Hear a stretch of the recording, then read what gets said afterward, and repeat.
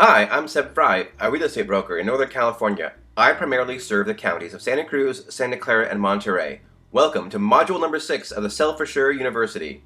In this module of the SellForSure University, we'll explore a number of aspects of marketing home, starting from the time of year to list it, all the way through your move out of the home. The good news for homeowners in the Western United States, at least in 2013, which was a pretty great seller's market, is that most homeowners, 62%, got their homes under contract in less than 4 weeks. Regardless of how hot the market is, you'll enjoy a short time on market if your home is properly prepared, positioned, and priced. When is the best time of year to sell? Conventional wisdom says that the spring or the summer is the best time to sell. It's true that sales volume is higher during these months. There are more buyers out at this time, but there's also a lot more inventory on the market you'll need to compete with. From a marketing standpoint, the best time to sell is ideally when supply and demand are inverted, or in other words, when there are more buyers than sellers, regardless of the time of year. Many homeowners do not have the luxury of deciding to wait until the spring or summer to sell, or to monitor the market and to put their home on at just the right time, when competition is weak and the buying public is out in force. The good news is you can sell your home at any time of year and make yourself a great deal if your home is properly prepared, presented, priced, and marketed.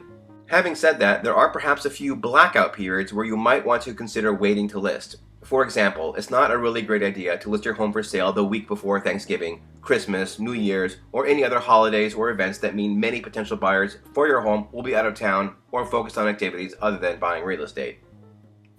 The way you live in a home is very different from the way you should sell a home. This is one reason why, for example, nearly identical tract homes, even on the same street, can sell for significantly different prices. The way that a home is presented to buyers usually makes a big difference in how much the home is ultimately sold for. It's difficult to get a home into showcase condition, and it's also difficult to keep it that way. This helps to explain why some homes take longer to sell than others. Homes which don't look their best from the get-go and aren't kept looking that way tend to linger on the market longer than those that do. Make sure that you have some help with this. Make sure your family is cooperative and on board with the need to keep your home looking its best. Consider hiring a professional cleaner or a landscaper to come by at least once a week to keep the shine on your home. Your reward will be a shortened time on market and a higher sales price. Once your home has finally hit the market, there's a lot more that will need to happen, in the first 2 weeks in particular. While you may have done some quiet marketing prior to actually formally listing the home for sale, once the home is listed, the marketing campaign will really pick up. The kickoff for the selling process is really when it is listed on the MLS, or multiple listing service, which brings instant attention to your home. For best results, you'll also need to do a lot of traditional marketing, starting with putting a for sale sign in your front yard with a flyer box for brochures. A modern twist on the for sale sign is that it should have a QR code or website or URL where buyers can do a quick lookup on the details of the home or even make an appointment to see the interior. It may surprise you to learn that oftentimes a buyer hears about a home for sale from a friend or family member who lives nearby, so it's important to make sure that all your neighbors know that your home is for sale. For that reason, it's a good idea to send postcards to the neighborhood alerting them about the home for sale. Likewise, it's also a good idea to have someone go around and knock on doors or at least make some phone calls and invite everyone to an open house. Also, spread the word about your listing on social media. In particular, when you hold an open house, it's wise to promote both the house and the open house on Craigslist, Facebook, Twitter, Pinterest, wherever people who might be interested in your home might be looking online. Although there is some debate about this, I believe that open houses are powerful tools for getting homes sold. While many people who come to an open house may just be looky-loos, the fact is, open houses do get buyers in the doors, and that's crucial. However, one of the best reasons to do an open house is that doing so cuts down considerably on private individual showings. To be frank, individual showings can be a real hassle. They are often timed for the evenings, like after work, like when you're preparing dinner, or on the weekends when you just want to hang out and relax. That's why open houses are so important, to really cut down as much as possible on these private showings.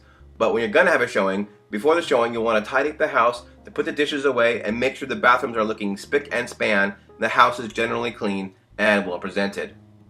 Anytime a buyer is in the house, you'll want to control their experience of your home as much as possible. Of critical importance is that you'll want to keep the kitchens and bathrooms clean. You can stash dirty dishes in the dishwasher, that's okay, but don't leave them out on the counters or in the sink. Make sure the bathrooms are clean and as dry as possible, with no damp towels left around and hair dryers and personal care products put away. If you have kids, that's going to be an extra challenge to get them to keep their rooms clean and their toys put away. One thing that might help is flat-out bribery. Give them a bonus in their allowances or some other incentive to keep them motivated to always make their rooms look spick and span. To maintain curb appeal, consider hiring a landscaper to come out once per week for an hour or so. That's all most homes will need to keep the landscaping looking good, and it shouldn't cost an arm and a leg. Remember, you'll only need the landscaper for a few weeks, just until you get your home under contract, or perhaps a little longer just to be safe. When buyers are in the house, it's a good idea for you not to be. I'll talk about the reasons why in a bit. If, for whatever reason, you will be on the property while the buyers are there, be as unobtrusive as possible. Whenever practical, if a buyer is going to be in your home, plan on being out of it. Buyers don't feel comfortable to express themselves when they know the owner is around. They may feel like they are intruding and not stay as long as they might otherwise. It's tempting when you get a call from a buyer who wants to come over in the next 30 minutes on a Friday evening to just say, no, now's not a good time. And it's because, of course, it's not a good time. But at the same time, you want your household, right? Remember, more showings means more offers, and more offers means more money for your home. Be as accommodating to buyers' requests to see your home as you possibly can be, and it will pay off in the end. If you do happen to run into a buyer at your house, be pleasant and answer any questions that they may have about the property, but do not talk business with them. Anything regarding price, terms, level of activity on the house in terms of offers, showings, etc., it's best to leave those discussions to your agent. The goal of all this marketing, open houses, and showings is, of course, to get an offer on your home. There's an old adage in the real estate business that your first offer is usually your best offer, and some of the time that's actually true. But it's a lot easier to make your best offer even better if you have several other offers which came in just after it, by forcing the most motivated buyer to step up and offer a better price and terms. It's important that your property have a long enough market exposure between about 10 and 14 days before you review any offers. You need to allow time for all interested parties to get into the home. Negotiating is where the rubber meets the road, and you can turn a good offer into a great one. Even if you do have just one offer, if it's come in when the property is new on the market and the seller has done all the disclosure work up front before the offer came in, the seller is going to be in a strong negotiating position and should be able to virtually dictate the terms to the buyer. 73% of home buyers were very satisfied with their agent's negotiation skills, 21% were somewhat satisfied, and 6% were not satisfied. That's from the 2013 profile of home buyers and sellers. Not every home that is sold is one that's lived in by the owners. You may own a rental property, or you may have a guest unit or apartment on your property that you rent out to help cover the mortgage. If you have tenants living in your property, they can present a distinct challenge when getting the property sold. For one, it can make it difficult to do showings as the tenant's rights must be respected. In California, that means tenants must be given 24 hours notice before any showings, and this will limit the number of showings you'll get. Remember, fewer showings means fewer offers. Also, tenants can be messy. Not all of them, of course, but they can't be expected to keep your living area showtime ready. That's probably not one of the terms of their lease. Tenants may be on their premises during showings, and they may also say unflattering things about the property or the seller. You might want to coach them to say as little as possible to the buyers who come through. If your tenants are messy or seem greatly inconvenienced during showings, this tends to make buyers feel uncomfortable, and they may not stay as long as they otherwise would. The longer the buyer stays, the greater attachment they'll have to the property, so that's something to keep in mind. To get better cooperation from your tenants, you might consider giving them a cash credit against their rent, paying them to be absent for open houses, or for showings, or for making sure that they keep the place extra clean and tidy for any showing. Many sellers have had success using this technique. In some situations, it may be best to terminate the tenant's lease if they're on a month-to-month tenancy, or wait until the lease expires before you market the property. An exception to this is for multifamily investment or income property where buyers are not looking to live in the home and would appreciate a turnkey rental operation with good tenants already in place. When home prices fall, the number of homes for sale increases and buyers become more demanding. That doesn't mean you can't sell your home at a fair price. You just have to work harder to make it happen. Here are some things to keep in mind. Buyers are going to pick the one that looks the best, the cleanest home, the one that feels the most like a new home. In a buyer's market, you really need to make sure you have the right price for your home. Did you know that even in a buyer's market, it's possible to have a feeding frenzy with multiple offers and sales over list price? When you price your home right, in any market, you can get a lot of activity and multiple offers. You do not want to be in a position where you have to chase the market down through a series of price cuts. That's no way to sell a house. It's painful, agonizing even, and very stressful. This is not the time to be optimistic about the price you'll get. Be realistic and set a price which you know it will sell. When you do get offers, be prepared to make concessions, even if you have multiple offers. It could be that your best buyer, the most motivated one who really wants to buy your home, needs something from you to make it happen. If you can reasonably accommodate a buyer, be open to doing so, as getting the deal closed is in your best interest too. If you're getting buyer traffic but no actual offers, consider reaching out to buyers that have visited your home with a reverse offer.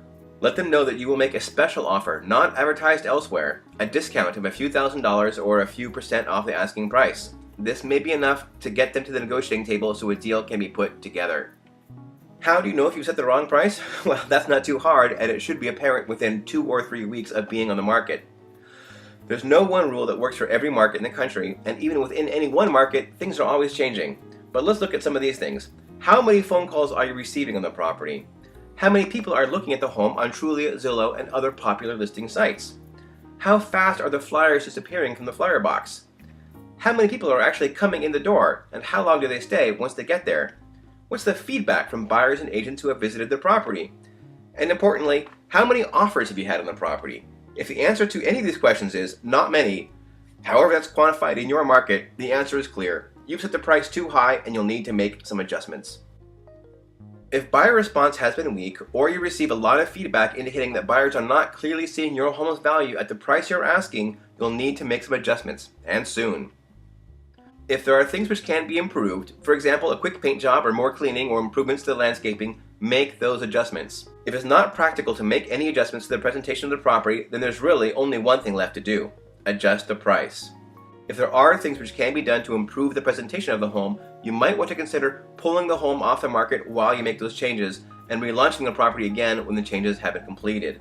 If you have been diligent about requesting feedback from buyers and agents who have seen the home, you should have a good idea of what's stopping buyers from writing an offer on your home. If it's something that can be fixed, fix it. If it's something that can't be easily remedied, in most cases that means you need to do a price reduction. The sooner, the better. If you are presently living in your home, the question of course arises, well, how do I sell this home and then buy or rent another replacement property at the same time? Well, there are a number of ways to do that, with the most common being a contingent sale. That is, you add terms to any purchase offer that the sale of your property is contingent upon you finding a replacement home. Of course, the next property you offer on, you'll need to write in that purchase offer that your purchase is contingent upon the successful sale of the property you currently live in. Another option is to see if the buyer will allow for a rent back. Say that after the sale closes, you're allowed to rent back the property from the new owner for a period of, say, 30 or 60 days. As unattractive an idea as this will be for a lot of people, the best option for many will turn out to be getting a short-term rental. This does involve moving twice. However, a lot of short-term rentals are furnished. If you are able to find a month-to-month rental, it gives you the luxury of finding a great replacement property without being rushed to get out of your current home before your rent-back period is up, and allows you to make a strong, non-contingent offer on your next home. When moving, consider getting a pod. If you're not familiar with the pod system, the way it works is that the company will deliver to you a storage pod into which you load the contents of your home. When the pod is loaded, the company will come and pick up the pod and they'll put it in their storage facility. When you're ready to move into your new house, the company delivers the pod to your new address.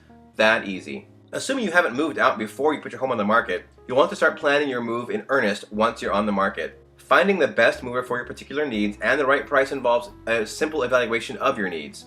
Like many service-oriented industries, the moving companies of today have expanded to offer a wide range of services in order to be competitive.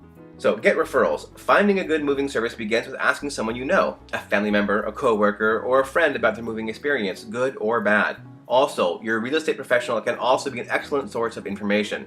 When you compare price and service estimates from several moving companies, you will find that estimates are based on the weight of your household items, the distance they will be moved, and the amount of packing and other services that you will require. Be sure to show the estimator every single item that will be moved. Be insured. Even in the most well-planned moves, something unexpected can happen. Insurance is crucial. Check with your homeowner's insurance carrier about coverage for your belongings while moving. This completes Module 6 of the SellForSure University.